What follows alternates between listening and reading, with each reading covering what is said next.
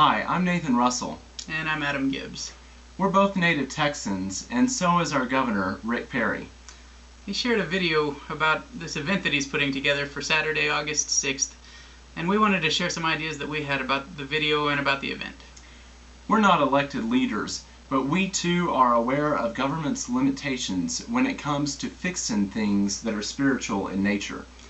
These days it seems like government might be pretty limited when it comes to fixing almost anything, whether it's spiritual or not.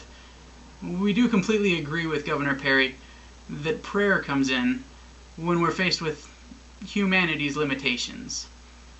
We always need prayer. Our economy is in trouble, communities are in crisis, and these days people are afraid. In one part of his video, Governor Perry complains that people are adrift in a sea of moral relativism.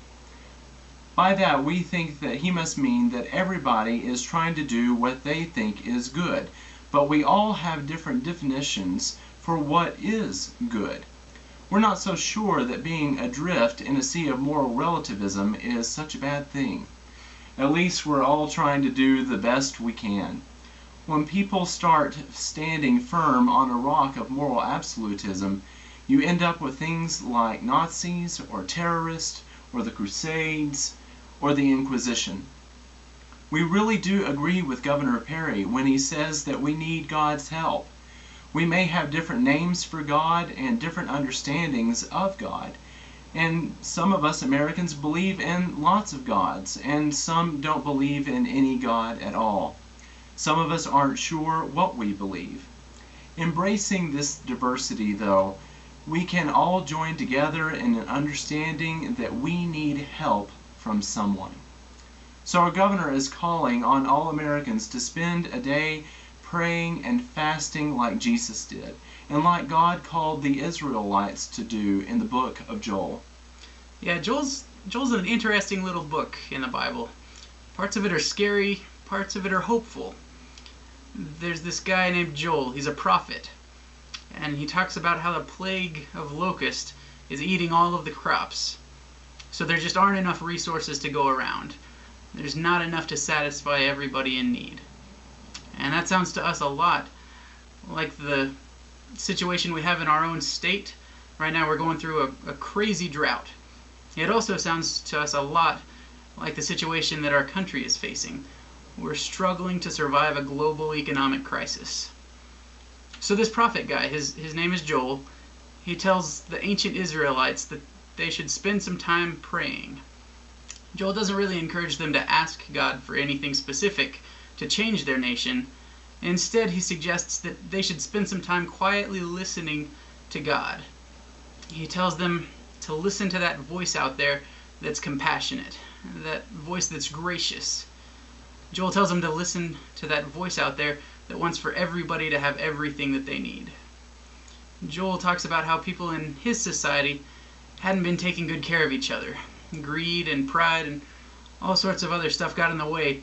But Joel tells the people to cheer up because God is going to take care of everybody. So back to Governor Perry. In his video, he invites us all to come to Houston, Texas on August 6th to go to Reliant Stadium and pray with him.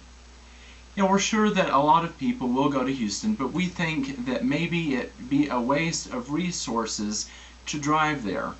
Perhaps our resources might be better used to serve one another by feeding the hungry, healing the sick, clothing the naked, and advocating for the poor and challenging the systems that continually oppress the children of God in our own communities, state, and around the world. We think that maybe we could do a bit more good if we stay right here, right where we are, on August 6th. We all have different definitions for what exactly prayer is. The one that seems most applicable these days, at least to us, is the way that Ralph Waldo Emerson felt about prayer. In his essay on self-reliance, he said this. He said, "Prayer is the contemplation of the facts of life from the highest point of view. It is the soliloquy of a beholding and jubilant soul. It is the Spirit of God pronouncing his works good. But prayer as a means to effect a private end is theft and meanness. It supposes dualism and not unity in nature and consciousness. As soon as the man is at one with God, he will not beg. He will then see prayer in all action. The prayer of the farmer, kneeling in his field to weed it. The prayer of the rower, kneeling with the stroke of his oar, are true prayers heard throughout nature, though for cheap ends. So this Saturday, August 6, 2011, we're going to join Governor Perry in praying, though in a different way. We're going to take time to look around and listen to what God might want us to do, and then we're going to try to do it. We may fast, but then again we may fast in a different way. Fasting isn't necessarily limited to abstaining from food. We think that it might be a little bit more meaningful for us if we turn off our computers, our smartphones, our TVs, and we spend a day listening for that still small voice that has called each one of us into being. We may not have a big fancy stadium to gather in and pray, but we'll pray with farmers while we help them weed their fields. We'll pray with people who have suffered in the economic crisis while trying to help them get back on their feet. We may not know how to create any new jobs, but we'll try to do what we can to improve our neighbors' lives.